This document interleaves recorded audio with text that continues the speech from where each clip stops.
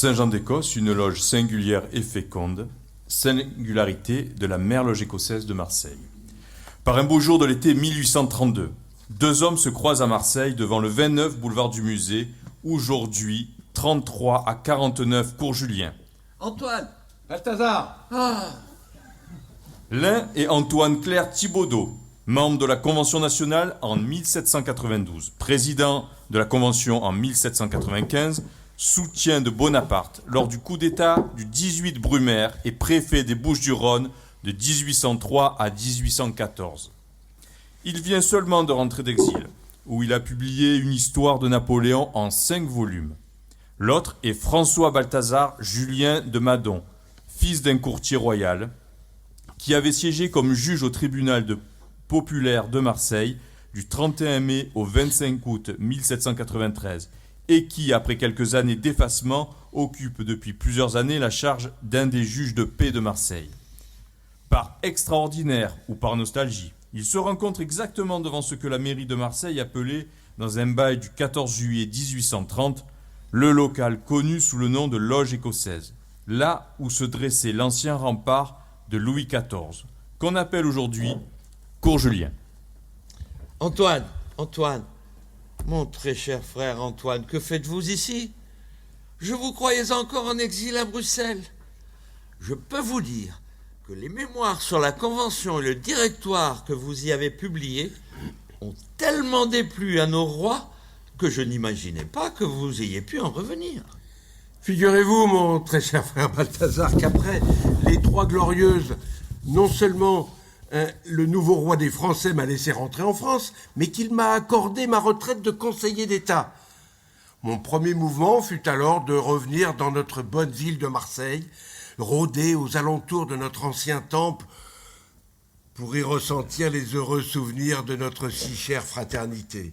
Mais qu'en est-il de vous-même? Les rumeurs parlaient de votre exil également. Oh, en fait, mon cher Antoine, je restai cloîtré chez moi quelque temps, ce qui alimenta la rumeur. Je fus même porté sur la liste des émigrés hors la loi, mais j'en obtins la radiation en 1784. Et depuis, je fus élu presque sans interruption juge de paix du 2e arrondissement de notre bonne ville. J'en parcours avec bonheur les rues et les faubourgs. Mais souvent ma nostalgie m'attire vers ce lieu qui abrita notre temple, en partie occupé maintenant par le Muséum d'histoire naturelle. Que de souvenirs, mon frère. Et quelques années après vous, lorsque je suis devenu vénérable de notre auguste mère loge écossaise, je me sentais empli de la ferveur que nous donnaient les constitutions obtenues directement de la Grande Loge d'Édimbourg. Quelle fierté et quelles obligations nous donnaient ces constitutions transmises, souvenons-nous, en 1751 par le très ancien frère Georges du Valnon à notre fondateur Alexandre Routier. Et quelle douleur d'avoir dû nous séparer après la catastrophe de la chute de Paris et l'abdication du 6 avril 1814, naturellement, nous nous en souvenons. Hélas, il faut que je vous fasse une confidence à ce sujet, mon cher Antoine. Vous savez, j'ai farouchement défendu notre filiation d'Édimbourg lorsque je fus vénérable en 1801 auprès du Grand Orient de France comme auprès de la Grande Loge d'Écosse, qui ne m'a d'ailleurs jamais répondu. Mais j'ai découvert récemment un document troublant dans les archives de mon père, hélas disparu il y a quelques années. Vous savez qu'en 1750, mon père était secrétaire de la respectable loge écossaise de Marseille. Eh bien, j'ai retrouvé copie d'une lettre envoyée par mon père le 6 janvier 1750 au titre de notre respectable loge à la très vénérable mère loge écossaise de Bordeaux, la remerciant des constitutions et règlements qui nous auraient permis de nous constituer. Quelle remise en cause de ce à quoi nous avons toujours cru. Mais pourtant, mon cher Balthazar, lorsque je fus reçu dans notre loge, après que l'empereur m'ait nommé préfet des Bouches-du-Rhône en 1803, vous m'avez communiqué non seulement votre célèbre mémoire, mais encore le compte-rendu détaillé de la réunion du 17 août 1762. Et Vous vous souvenez que c'est à cette occasion qu'Alexandre Routier transmit les constitutions qu'il avait reçues de Duvalnon au collège de la très parfaite loge de Saint-Jean d'Écosse. Elle était alors présidée par notre frère Mayol. Effectivement, tout cela, cette découverte est en effet fort troublante. J'en fus tellement abasourdi que je continuai mes recherches dans les archives. Et je découvris alors que notre ancien vénérable Louis-François Tartéron, malheureusement guillotiné en 1794, mais Tartéron s'illustra dans la farouche défense de l'indépendance de notre loge en 1766. Mais à cette époque, je découvris qu'à cette époque, ce fut bien la mère loge de Bordeaux qui nous transmit, comme une loge fille, la demande de cotisation issue par la Grande Loge de France. Poursuivant mes recherches, je tombais de Caribe dans Scylla. Imaginez par exemple que Bordeaux et nous sommes les deux seules loges mères à entamer l'année de vraie lumière en juin, alors que toutes les autres en fixent le début en mars. Ou alors, tenez, notre mention frontispice révérée, que le grand architecte de l'univers maintienne l'édifice auquel nous travaillons, eh bien, elle était déjà utilisée par Bordeaux bien avant 1751. Ne vous rendez pas si malheureux, Balthazar. Il convient de relativiser malgré tout.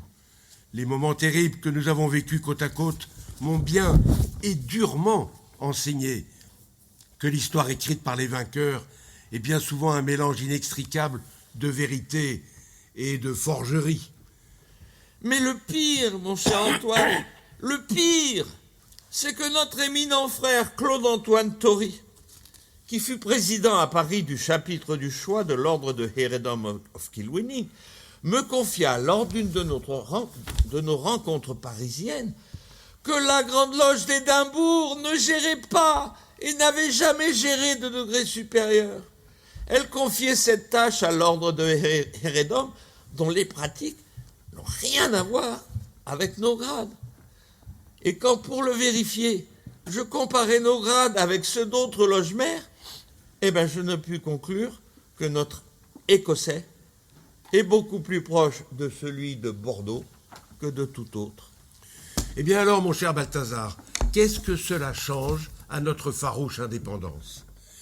Elle a encore été démontrée à Paris par mon prédécesseur Bounin, souvenez-vous, à la tête de notre mère loge, lorsqu'il refusa tout net, en 1804, de participer à ce concordat mort-né entre la nouvelle Grande Loge générale écossaise de Grastilly et le Grand Orient de Rottier de Montalot.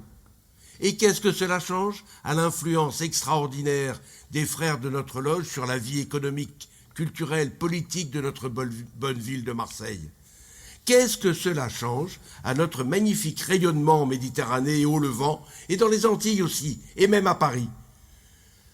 Quelle que soit son origine, qui restera peut-être à jamais indéchiffrable dans les brumes de l'histoire, eh bien, nous pouvons être fiers de tous les accomplissements de notre si chère loge Saint-Jean d'Écosse, mère loge écossaise de Marseille. Ne serait-ce que ce magnifique temple que nos prédécesseurs installèrent en 1765 et dont la réputation se propagea jusqu'en Angleterre. Saviez-vous qu'un frère anglais, Calcott Wellins, le donnait en exemple à toutes les loges anglaises dès 1769 ?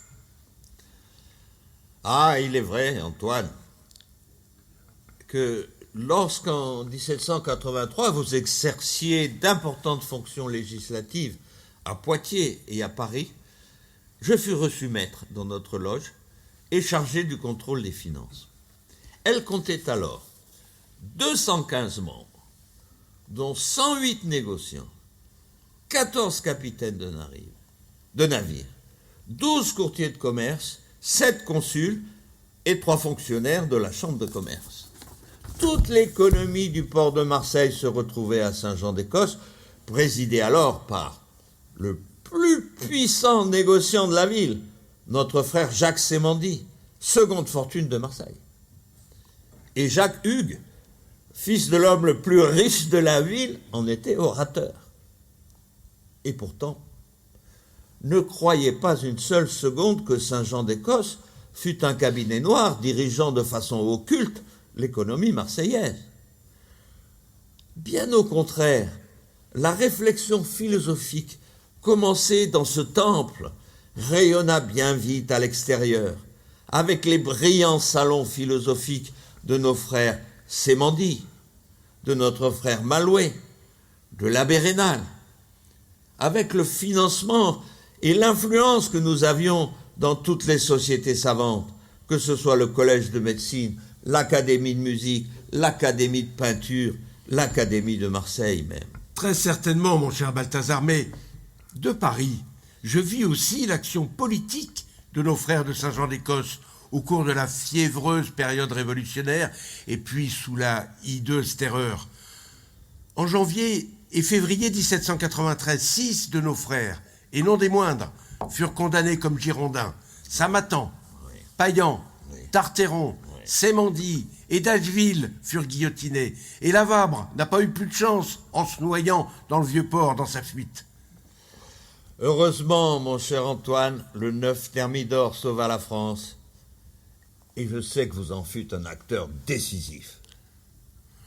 Je ne sais, mais certes, il est vrai que depuis le 9 Thermidor et jusqu'au 18 Fructidor, c'est-à-dire pendant 3 ans, je parus souvent à la tribune de la Convention et le plus souvent mes opinions ont prévalu.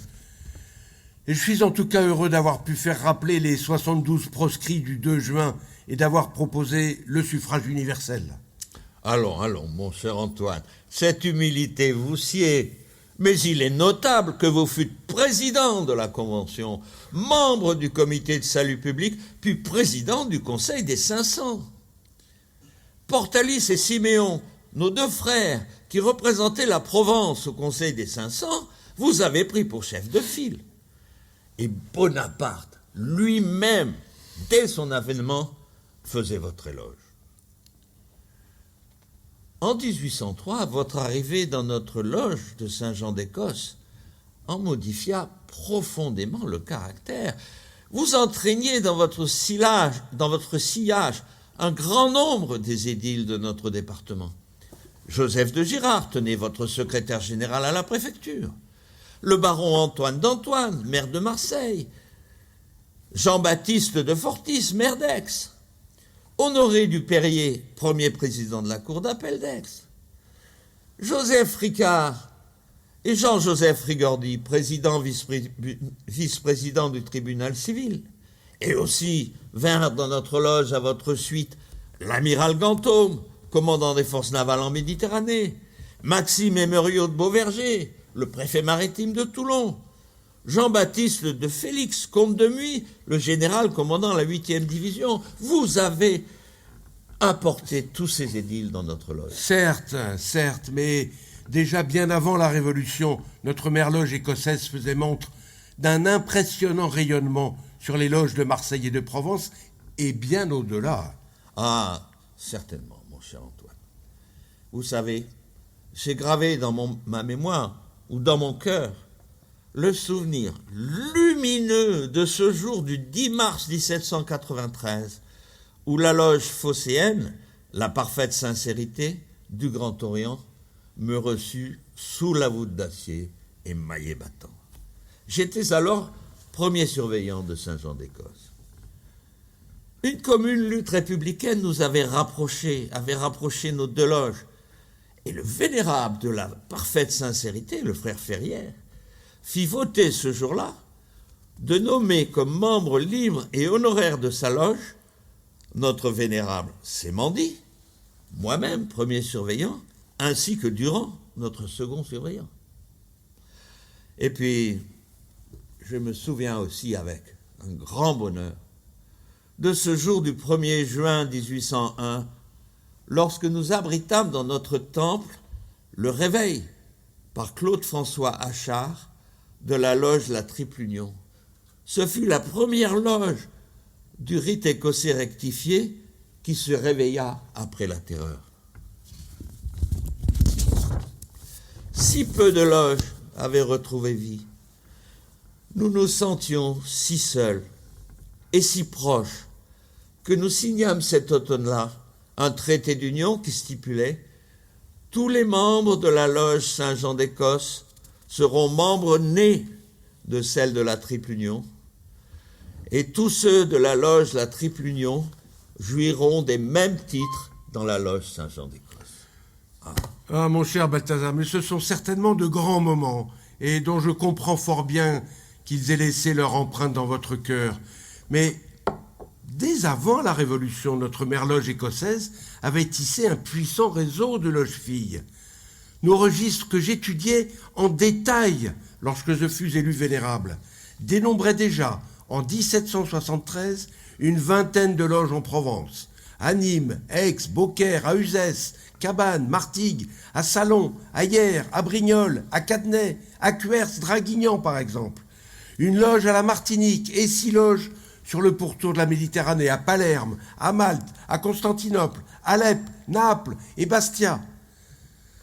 À travers ce réseau, les liens maçonniques s'entremêlèrent aux liens économiques non seulement dans le port de Marseille, mais dans tous les réseaux commerciaux qui liaient la Provence à l'ensemble de la Méditerranée. Tenez, prenez l'exemple de cette manufacture de draps de Villeneuvette, là, près de Clermont-Lérault, qui est en soi une petite ville, un joyau émergent de notre économie que je suivis avec grand plaisir lorsque je fus préfet, car elle commerçait avec tous les comptoirs méditerranéens.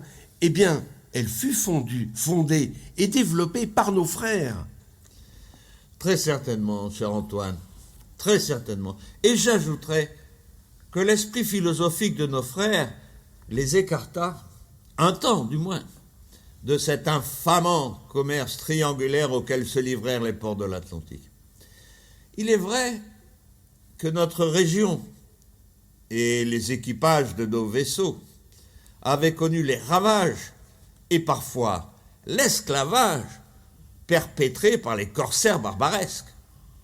Mais je dois ajouter qu'à partir de 1774, notre influence s'étendit bien au-delà de la Provence, dans les États pontificaux d'Avignon, puis à Paris et dans toute la France. Mais ce ne fut pas si facile. Imaginez que notre fille d'Avignon, fondée par le marquis d'Aigrefeuille et constituée le 31 juillet 1774 par notre vénérable Saint-Matan, notre orateur Crozemagnan et notre secrétaire Chauvet, eh bien cette loge connut bien vite les rigueurs de l'Inquisition papale. Elle fut sauvée in extremis par l'intervention de monseigneur le vice-légat. Mais elle prit alors le titre distinctif, sans doute justifié, de Saint-Jean d'Écosse de la vertu persécutée. Oui, je me souviens en effet de l'arrivée à Paris de notre frère Laurent Deleutre, qui était, si je ne me trompe, orateur de cette loge d'Avignon. Quel homme remarquable, actif et organisé. En moins de 6 mois, il réussit à transformer la loge Saint-Lazare de Lazare Brunto, entre nous, un homme vénal et sans principe, qui fut à juste titre chassé de sa propre loge. Eh bien, il en fit une fille de Saint-Jean d'Écosse de la vertu persécutée d'Avignon, qu'il constitua le 5 mai 1776 sous le nom de Saint-Jean d'Écosse du contrat social, mère loge écossaise de l'Orient de Paris. Et là encore, ce ne fut pas si facile non plus. Il a fallu 5 longues années de tractation pour que le Grand Orient de France acceptât ce titre de mère loge écossaise. Mais enfin, en 1781, un accord est conclu. La loge du contrat social peut conserver son titre de mère loge écossaise, déclare qu'elle n'avait jamais prétendu ni ne prétendrait à aucune supériorité ou même assimilation avec le Grand Orient, et qu'elle renonçait expressément à constituer des loges dans l'étendue de la domination française, mais se réservait le droit d'agréger au haut grade les loges régulières du Grand Orient de France. Et rétrospectivement, il me semble que c'est à ce moment-là que l'ensemble des grades communs aux filles et petites filles de notre mère loge écossaise de Marseille devint véritablement un rite, que tout un chacun s'accorde maintenant à appeler le rite écossais philosophique, pratiqué à l'Orient de la Révolution par plus de 60 loges. Quel magnifique rayonnement! Hélas, mon cher Antoine, je me désole souvent maintenant que ce rite si cher à mon cœur ne soit plus pratiqué de nos jours. Mais je me console en songeant que nous prîmes une part très active à la création du rite écossais qui se déploie de nos jours en France, le rite écossais ancien et accepté. Savez-vous que le souverain grand commandeur honoraire Auguste de Grastilly fut reçu maçon en 1783 dans notre loge petite-fille Saint-Jean d'Écosse du contrat social. Et au moment où il rentrait en France, à l'été 1804, après les terribles événements dans les Antilles françaises, ce fut une loge fille de Saint-Jean d'Écosse du contrat social, Saint-Alexandre d'Écosse, qui se réveillait à ce moment-là à Paris. Elle se trouvait la première par la dispersion des membres du contrat social, donc elle reprit les travaux sous le titre de Mère Loge écossaise, titre que lui donnaient les règlements du rite écossais. Eh bien, je suis persuadé que sans l'aide précieuse de Saint-Alexandre d'Écosse, Grastilly n'eût jamais pu arriver à ses fins. La loge l'abrita dans ses locaux, le soutint dans toutes ses entreprises. Et avez-vous remarqué que 6 parmi les 12 33e souverains grands inspecteurs généraux nommés par Grastilly à l'automne 1804, la moitié, 6 parmi ces 12, étaient des membres éminents de Saint-Alexandre d'Écosse. Oui, certainement, certainement. Mais sachez combien je partage votre nostalgie, mon cher Balthazar. Notre rite proposait une progression philosophique si équilibrée. D'ailleurs, le 31e degré de la hiérarchie définitive du rite écossais ancien accepté, qui a été fixé à cette époque, le grand inspecteur, inquisiteur, commandeur, est issu de notre rite écossais philosophique. Et il faut reconnaître qu'à mon arrivée à Marseille, je constatais qu'Avignon et Paris s'étaient montrés très créatifs dans l'invention des nouveaux grades, alors que Marseille se révélait très conservatrice. Souvenez-vous, les règlements donnés en 1774 par notre mère loge à la loge d'Avignon stipulaient textuellement « La respectable loge, selon l'ancien usage des Écossais, n'admettra jamais d'autres grades que ceux-ci après, savoir l'apprenti, le compagnon, le maître symbolique, le maître parfait, l'élu, l'Écossais d'Écosse ou vrai maître, et enfin le chevalier maçon, dit de l'Orient. » Oserais-je dire que c'est l'exemple de ce qu'il ne faut jamais dire jamais ? Parce que le fait est que, lorsque je fus vénérable en 1810, la succession des grades était bien différente.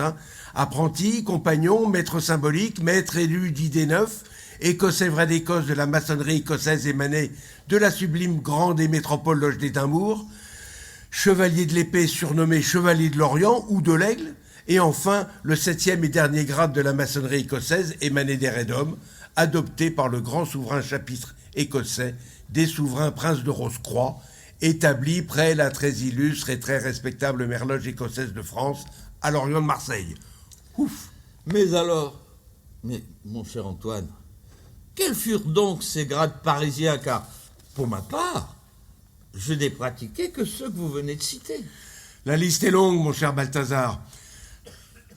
Avant 1780, les chapitres écossais accordaient les grades de maître parfait, parfait élu et écossais, ainsi que le titre de chevalier écossais lié à l'assiduité et aux connaissances.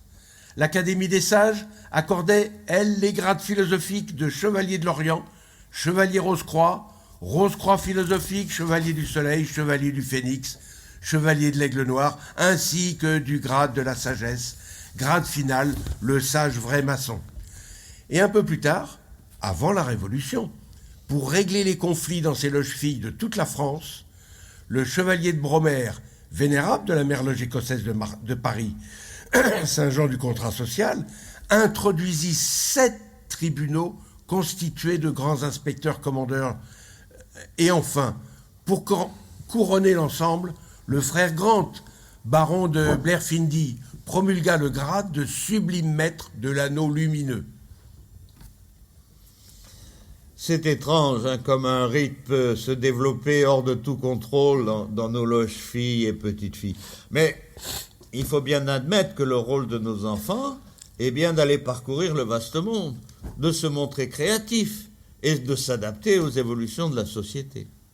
Et il faut reconnaître que ce rite écossais philosophique a survécu plusieurs années à notre mère loge écossaise de Marseille, puisqu'il vient seulement de s'éteindre il y a quelques années, vers 1821, après la reprise en main des loges symboliques du rite écossais ancien et accepté par le Suprême Conseil pour la France, alors que notre mère loge, Saint-Jean d'Écosse de Marseille, dut se dissoudre en 1814. Je vous en supplie, cher Balthazar, ne me rappelez pas la tristesse infinie de ce printemps 1814. Préfet des Bouches-du-Rhône, je voyais venir la catastrophe quand l'empereur nous demanda d'appeler des conscrits inexpérimentés, les Marie-Louise, pour arrêter les armées coalisées de Grande-Bretagne et d'Irlande, de l'Empire russe, du Royaume de Prusse et de l'Empire d'Autriche. Ce fut confirmé par la chute de Paris, le 31 mars 1814. Et le 11 avril, 5 jours après l'abdication de l'empereur, je passais encore en revue les troupes de Marseille. Mais devant l'avancée de l'ennemi, notre frère, l'amiral Ganthaume, me convainquit de démissionner et, pour mon salut, je dus m'enfuir sous un déguisement pour me sauver. Et hélas, 3 fois hélas, Saint-Jean d'Écosse ne fut plus jamais réuni. Nos loges filles subirent le même sort. Les Autrichiens arrivèrent à Aix, ils réquisitionnèrent immédiatement le temple que vous aviez inauguré en 1803. Et le vénérable, notre frère Ayot, n'eut que 2 heures pour sauver ce qu'il pouvait de ses décors et de ses archives. Quelle tristesse! Ah, c'est à mon tour de vous dire de ne pas vous lamenter, mon cher Antoine. Nous avons encore en France un rite écossais bien vivant, même s'il n'est plus philosophique, mais ancien et accepté. Oh, à propos, nous reverrons-nous au souverain chapitre des Trinitaires à Paris, vous savez, ce chapitre qui fut fondé l'an dernier. Je compte bien m'y rendre. Je vous y retrouverai, mon cher Balthazar, avec un très très grand plaisir. Mais avant de nous quitter, permettez-moi de vous dire que ce fut un grand bonheur pour moi de vous retrouver aujourd'hui ici. Et pour moi aussi.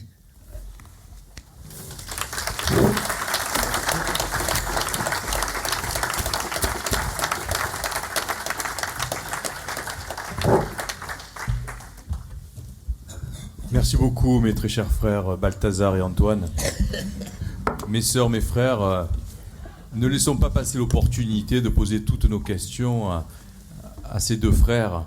Ce voyage dans le temps et qui nous ont dépeint une grande partie de la maçonnerie de l'époque qui a constitué cette loge, cette mère loge écossaise de Marseille initiale, la première. La parole circule. Merci pour ce duo très vivant. J'avais une question par rapport à Saint-Jean d'Écosse, qui était plus qu'une loge, une obédience, et qui ensuite a fait de l'ombre au Grand Orient de France qui venait de naître. Le Grand Orient de France a d'ailleurs créé une grande loge provinciale qui était donc à l'Orient d'Aix-en-Provence, ce qui n'est pas étonnant, et qui a fédéré pas mal d'ateliers, mais en fait, elle est morte avant la Révolution, laissant Saint-Jean d'Écosse vivre jusqu'en 1814. Je voulais avoir un peu plus de précision là-dessus, merci. Alors, à cette époque, oui, je suis assis. À cette époque du milieu du XVIIIe siècle, il existait une grande loge de France, d'abord à partir de 1700. En gros, on a des certitudes sur son existence à partir de 1735. Et ensuite, il y a eu en 1773 la scission du Grand Orient, qui est devenu bien vite plus puissant, puisqu'il était dirigé par 2 gars très intelligents et puis des hauts seigneurs. Hein. Mais il y avait encore beaucoup de loges régionales. Et je crois que on a bien évoqué le fait qu'il est très vraisemblable que, en réalité, malgré la légende, la Mère-Loge écossaise de Marseille ait été créée par la Mère-Loge de Bordeaux, puis qu'elle ait pris son indépendance très vite. Et le Grand Orient, lui, pour organiser son exil, parce qu'il a créé, entre 1773 et la Révolution, il crée 10 fois plus de loges que la Grande Loge de France restante, qu'on appelait la Grande Loge de Clermont. Et il a créé, lui, des filiales. Et comme le disait le professeur Echinard tout à l'heure, c'est toujours à Aix qu'ils ont mis le gouvernement, et pas à Marseille. Et la loge donc régionale, mais cette fois-ci pas indépendante, qui était l'antenne du Grand Orient, elle fut fondée à Aix et pas à Marseille. Il faut noter aussi, il faut avoir en tête également que, puisque Jean-Claude parlait d'obédience à propos de Saint-Jean d'Écosse, le terme ne s'applique pas comme on les voit aujourd'hui, évidemment, même si les revendications tantôt de la Grande Loge de France, tantôt du Grand Orient de France, pour tenter d'absorber Saint-Jean d'Écosse, ont perduré longtemps, ça n'était pas véritablement une obédience. Elle délivrait patente et elle aidait à la fondation de ces fameuses loges filles dont on a cité un certain nombre des implantations, mais il n'y avait d'abord aucune exigence d'argent. Les patentes n'étaient jamais vendues, il n'y avait pas de cotisation, de capitation payée à Saint-Jean d'Écosse.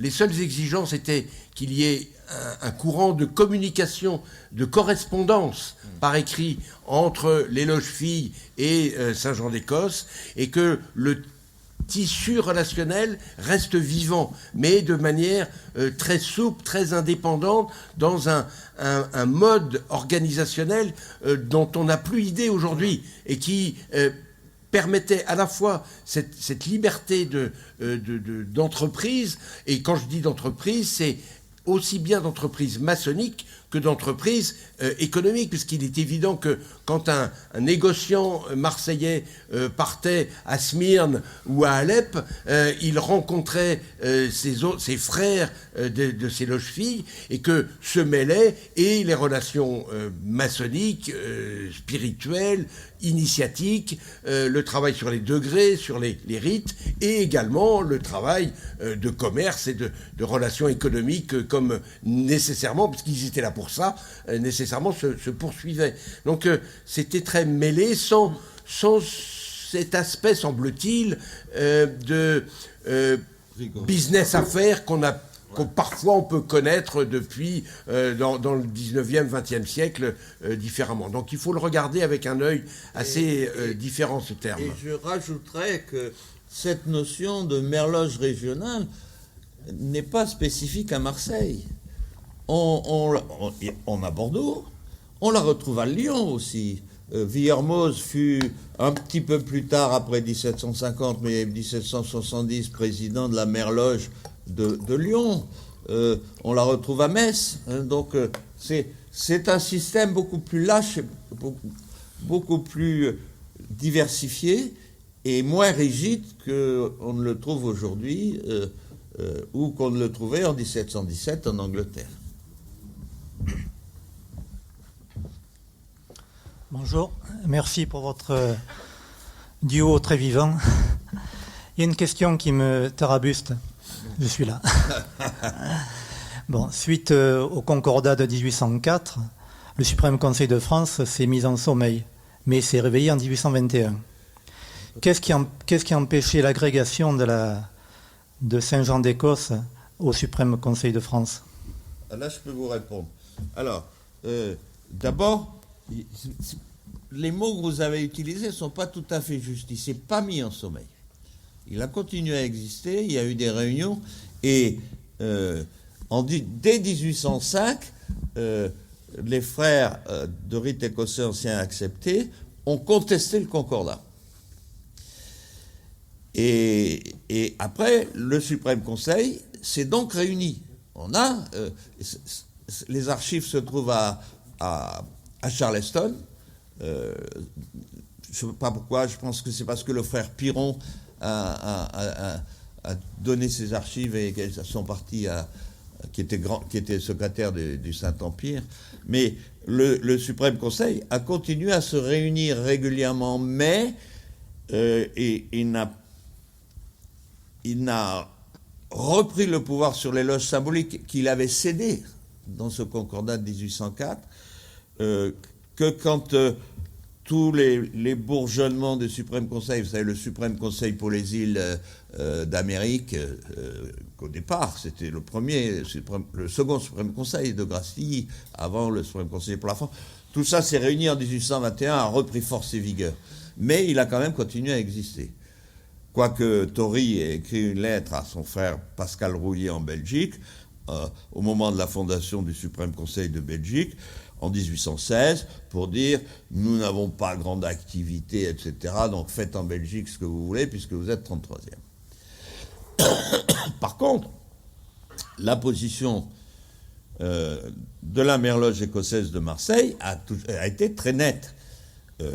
Le vénérable maître Bounin est venu participer à la 3e ou 4e réunion de la Grande Loge générale écossaise. Parce que vous savez que Grassilly a créé le Suprême Conseil avec les 33e, et à la première réunion, les représentants de la Mère-Loge, le rite écossais philosophique Saint-Alexandre d'Écosse, ont demandé à Grassilly la possibilité de créer une grande loge. Pourquoi ? Parce que, après la Révolution, les loges qui s'étaient réveillées, aussi bien écossaises que celles du Grand Orient, se sont réunies en 1899, en 1799, sous l'aura de Roëttier de Montalot, parce que Roëttier de Montalot, il avait vraiment un aura. Mais Roëttier de Montalot, il avait participé en 1784 à la création, qui est une création logique, mathématique, etc., des degrés supérieurs, des ordres du rite français.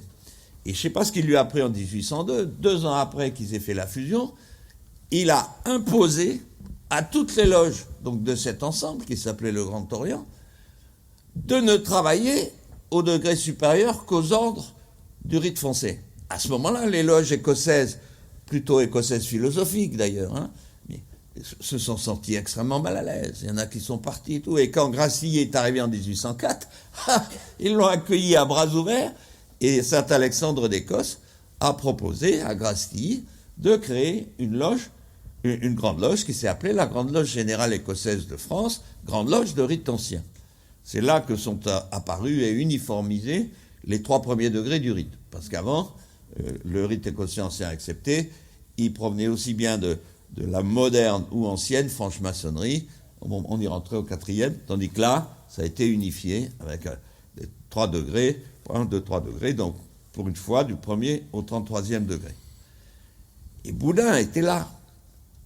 Mais lorsque Napoléon Ier a imposé le concordat pour que la Grande Loge écossaise, générale écossaise de France se réunisse avec le Grand Orient pour ne faire plus qu'un, eh bien Boudin a dit non.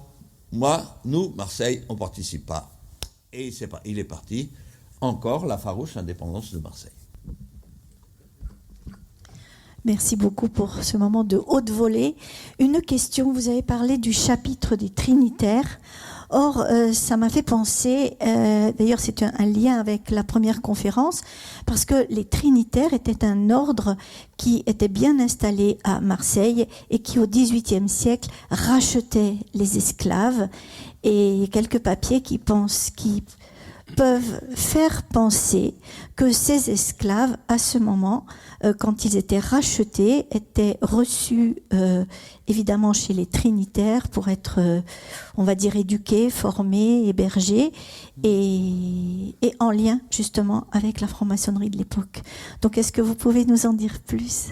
Alors j'apprends, vous m'apprenez des choses.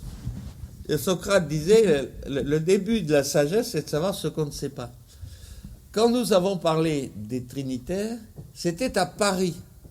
Et c'était le premier chapitre, parce que notre rencontre, là, elle se situe en 1820, telle que nous l'avons montée.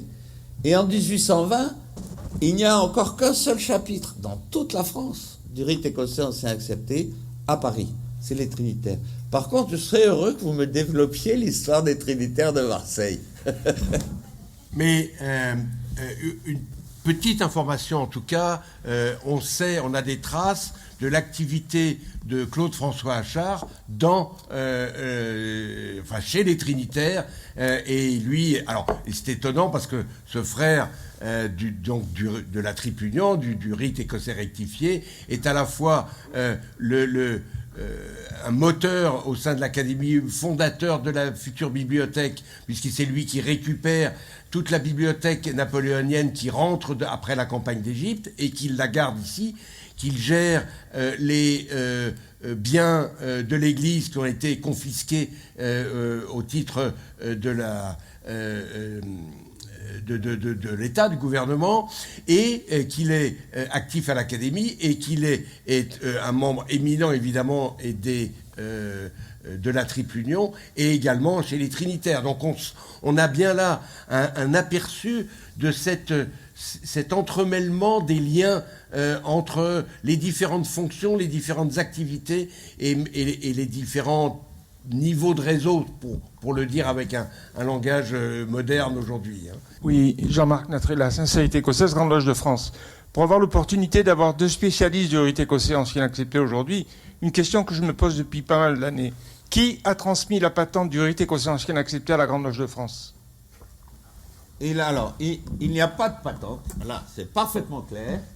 Il n'y a pas de patente de rite écossais ancien et accepté. Ça n'a jamais existé. Et donc, simplement, Grace-Tilly est rentré en France, chassé par... Oui, il parle dans le micro. Oui. Non, mais vous n'êtes pas nécessaire de rester debout, mon frère. C'est un réflexe, vous comprenez, mon frère, c'est un réflexe de loge. Merci, mon frère, mais je voulais pas que vous... Et donc, Grace-Tilly rentre en France en 1804, après avoir été à Charleston. Bon, une courte histoire du temps, non pas du temps, une courte histoire du rite écossais s'est accepté. Il part aux États-Unis avec Étienne Morin, qui reçoit une patente en août 1761 et qui part sur un navire qui s'appelle le Succès de Bordeaux en mars 1762. Et là, il part avec 25 grades, dont le dernier est le prince du royal secret. Donc pour ça, on a pu appeler ce rite, ou cet ensemble de grades, soit le rite de perfection, parce que soit le rite du royal secret. Il arrive un voyage de 14 mois pour aller de Bordeaux à Saint-Domingue, parce qu'il est arraisonné en Angleterre. Ensuite, il est arraisonné à la Jamaïque. C'est là qu'il rencontre Henri Franken. D'ailleurs, à mon avis, il se rencontre, mais bon, j'ai la certitude qu'Henri Franken était juif. Morin, on a trouvé dans les archives de l'amirauté de Bordeaux un certificat disant qu'il était catholique né à Cahors. En réalité, c'est un certificat collectif fait pour 3 personnes. Et le gars je regardais tous ces certificats, le gars, il en signait 3 par jour, parce que c'est son gagne-pain. Non mais vous allez voir la signature du mec ici. Moi je pense que si j'avais été juif et que j'ai voulu, parce qu'à l'époque il fallait avoir quand même un certificat de catholicité, mais je serais allé voir un gars comme ça, j'aurais déclaré, je lui aurais payé les 50 livres, parce que j'ai passé des semaines à fouiller sur Internet les livres de naissance des de toutes les paroisses autour de Cahors, il n'y a pas un seul Morin. Bon. Alors, Franken lui-même, donc, il reçoit de Morin la charge de député inspecteur général pour les États-Unis, et il la transmet à 2 personnes dont il cite dans sa patente qui sont de la nation juive. Michael Moses Hayes et Daniel, je ne me souviens plus. Et pendant 40 ans, tous les députés inspecteurs généraux de 1761 à 1801 aux États-Unis seront non pas seulement des juifs, mais des membres actifs de la religion de Moïse dans leur synagogue. Tous. Et quand on arrive en 1801, le premier suprême conseil à Charleston, 5 des 9 sont vraiment de religion juive active. Et ça a marqué, ça a apporté beaucoup de choses. En particulier, comment dirais-je, l'ineffabilité de la divinité. On ne peut pas prononcer son nom, on ne peut pas dire ce qu'elle est. Et ça, c'est typiquement de la religion de Moïse. Et c'est revenu avec Grastilly. Pour les 3 premiers degrés, à Icôme Bordeaux, on a eu des frères américains qui ont travaillé sur les archives de la Louisiane. Il semble bien que les rituels, finalement, de la Grande Loge générale écossaise des 3 premiers degrés ne soient pas des traductions faites à ce moment-là, à partir des rituels des anciens, mais soient des rituels qui étaient en œuvre à la Louisiane, à Charleston et à Saint-Domingue, déjà à l'époque de Grastilly. Donc voilà comment le rite écossais est... Mais il n'y a pas de patente. Alors, Hackey, quand il est arrivé, il n'était pas 33e. Hackey n'était que 32e degré, prince du royal secret. Et par contre, au moment où le concordat s'est fait, et quand en 1805 il y a eu des dissensions parce que le Grand Orient de France n'a pas respecté son concordat en transformant le Suprême Conseil en Grand Conseil des rites, etc., et en lui enlevant ses pouvoirs, Hackey est resté du côté du Grand Orient, et les autres sont repartis chez eux, avec Piron, Grastilly, etc. Et Cambacérès, pour arranger, ils ont quand même négocié, ils ont mis Cambacérès au-dessus pour diriger. Donc, il n'y a pas de patente du rite écossais ancien accepté. Il y a une filiation, il y a une transmission. C'est une pensée, c'est une spiritualité, c'est un chemin de vie. Les Anglais, depuis 1717, ils ont créé des obédiences. Et je le disais tout à l'heure, une obédience est uniquement créée pour imposer le pouvoir sur les loges, le pouvoir politique. Voilà. L'ordre et le rite, c'est pas la même chose.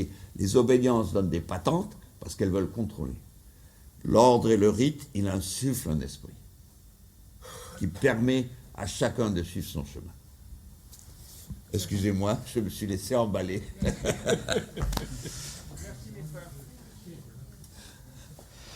Oui, donc en fait, la Grande Loge n'a pas de patente. Le Grand Orient a une patente très très aléatoire. La patente de Saint-Jean d'Écosse est peut-être tout simplement un faux. Ceci étant dit, 300 ans après, elles sont quand même peut-être devenues traditionnelles. Mais moi, c'est surtout pour vous faire sourire, parce que vous avez cité la parfaite sincérité. De midi à minuit, les frères de cet atelier se réunissent encore aujourd'hui. Et dans leur planche tracée, ils expliquent qu'ils ont une patente donc, de notre rite administratif et qu'ils auraient une patente écossaise.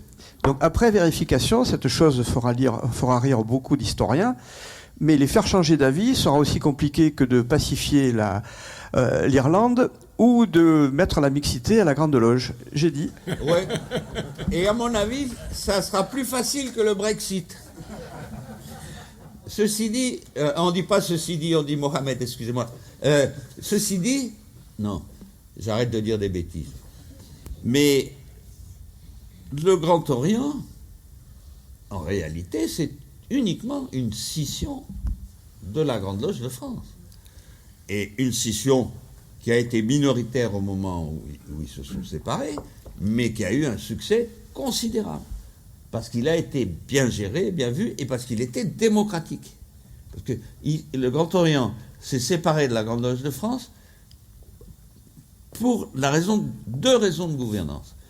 Une raison, c'était qu'en réalité, par en dessous, les loges n'étaient pas dirigées vraiment par la Grande Loge, mais par les ateliers des degrés supérieurs du rite. Et ça, c'était un peu insupportable à certains. Et deuxièmement, il y avait encore à Paris énormément de frères qui étaient propriétaires de leur loge, qui étaient maîtres de leur loge ad vitam. Et ça, il y a des frères qui n'en voulaient plus. Et donc, ces frères-là, alors, dont j'ai un problème de mémoire, dont le duc, comment il s'appelait, de Luxembourg, a pris la tête de ce mouvement-là. C'était un type très intelligent. Et ils ont fondé le Grand Orient, mais à titre de scission. Et quand ils sont partis, ils étaient moins nombreux que la Grande Loge. Mais ils sont partis en 73, nous partîmes 500, nous vîmes 3000 en arrivant au port. À l'orée de la Révolution, ils étaient 10 fois plus nombreux que la Grande Loge de France qui restait. Mais il n'y a pas de patente. En fait, avec ces recherches, ces inquiétudes ou parfois ces disputes sur l'authenticité des transmissions, on occulte un peu trop, malheureusement, la notion de la filiation, de l'héritage, de la revendication de l'esprit par rapport à la lettre. Hein. Et finalement, ce qui compte et ce qui est une des choses qui est exemplaire dans l'histoire de Saint-Jean-d'Écosse, Mère-Loge écossaise de Marseille et de ses rameaux, c'est la persistance de cette notion de filiation par l'esprit plus que par le document.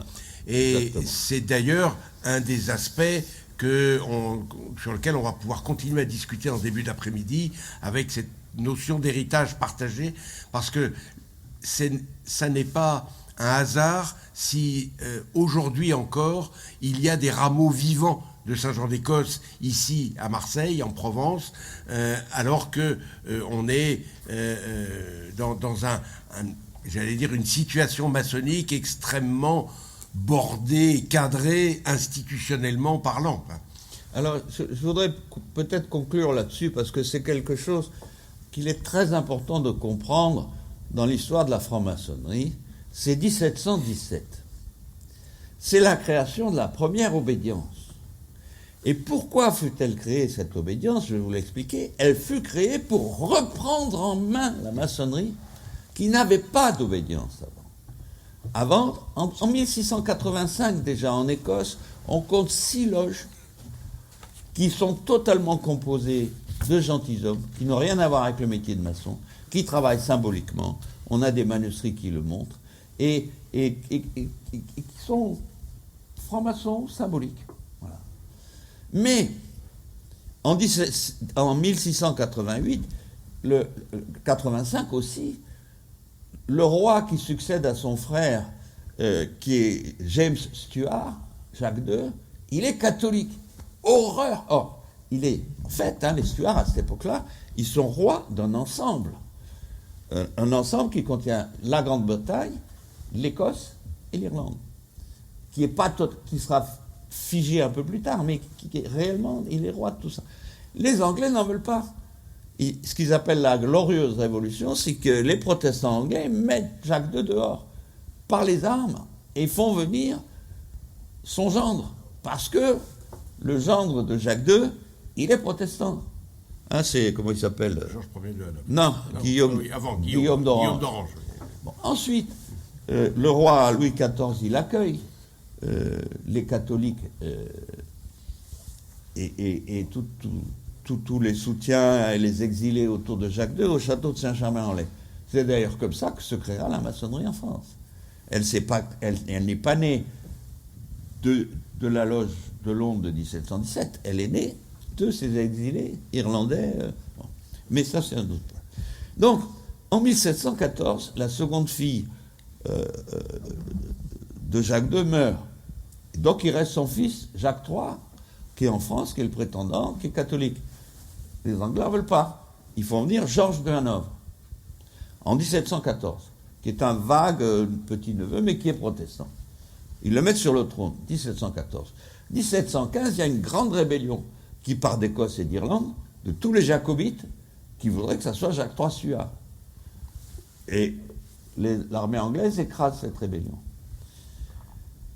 En 1715. En 1716, Georges de Hanovre et Townshend, le Premier ministre, font des lois pour museler les parlements d'Écosse, d'Irlande et d'Angleterre. Et 1717, ils reprennent en main la société civile, c'est-à-dire la Royal Society, qui avait été fondée par un Stuart en 1662, et la franc-maçonnerie, dans laquelle, j'ai les chiffres, on trouve un peu plus de jacobites. Enfin, c'est pas une majorité absolue, mais c'est une majorité de jacobites, etc. Et pour la reprendre en main, qu'est-ce qu'ils font? Ils inventent un truc qui n'existait pas. Avant, une loge juste et parfaite, c'est-à-dire avec le nombre de maîtres, etc., elle se réunissait, elle faisait, et elle recevait elle initiait des apprentis, etc. Il y a besoin de personne. Ça n'existait pas. Ils créent la première obédience. Pourquoi? Pour que ce soit un noble de la cour du roi qui décide que telle loge ne pourra pas se créer, que tel mec ne pourra pas être reçu maçon, etc. C'est une reprise en main. Et en fait, maintenant, on vit... Alors, l'Antoine avait écrit un livre merveilleux qui s'appelle « L'ordre et l'obédience ». Mais les loges ont besoin de l'ordre, c'est ce qu'il dit, et par contre, les obédiences ont besoin des loges pour diriger. Terminé. Eh bien, merci. Si nous en avons fini avec les questions, nous pouvons clôturer cette première matinée, ces deux actes.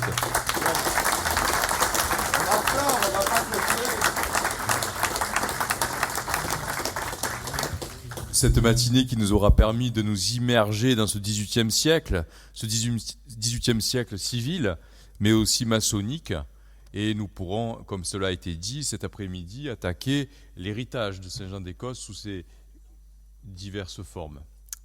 Alors je vous souhaite un bon appétit et à tout à l'heure.